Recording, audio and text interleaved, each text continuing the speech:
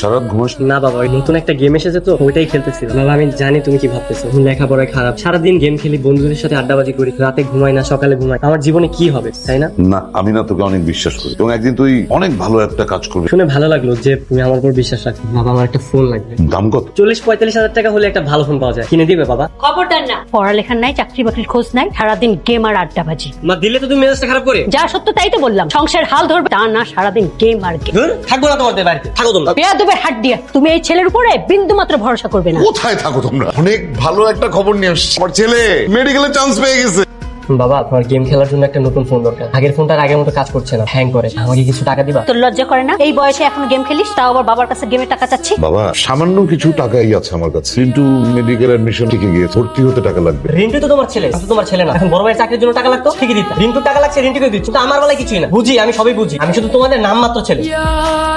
তুই নতুন ডিভাইস কিনছস? আমার মনে হয় এই গেম টেম খেলা হবে না রে। কেন? এই গেম টেম খেলা এগুলো হচ্ছে গরিবের ঘোড়া রোগের মতো। আমি আর গেম খেলবো না। কি যে কস তুই ছাড়া হবে নাকি? তোর যে গেমিং স্কিল। আর স্কিল দিয়ে কি হবে? স্কিল থাকে কি হবে? ভালো একটা ডিভাইস লাগে। আর আমার দেখছিস সেটা কি অ্যান্ড্রয়েড ফোন, গেম খেলতে গেলে হ্যাং মারে। তুই এক কাজ কর, এটা সেল করে দে, বাসা থেকে কিছু টাকা নিয়ে একটা নতুন ডিভাইস কিন। 3 তারিখ কিন্তু লাস্ট ডেট। হ্যালো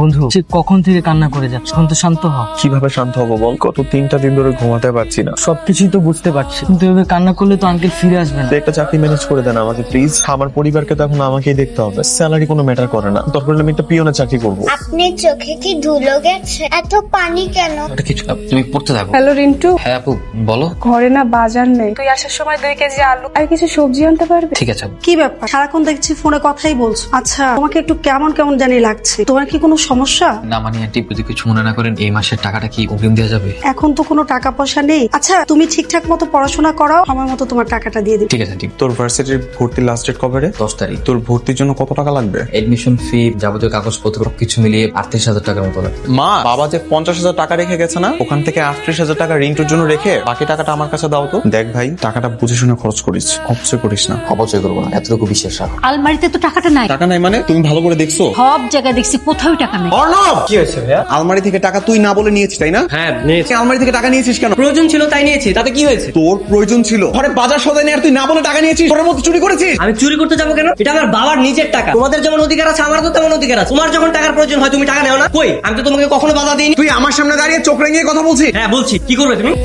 বেরো বাড়ি থেকে তুই, তোর মতো অপদার্থ এই বাড়িতে থাকার দরকার নাই। ভাইয়া তুমি আমার গায়ে হাত তুললে। ভাইয়া ভাইয়া ভাইয়া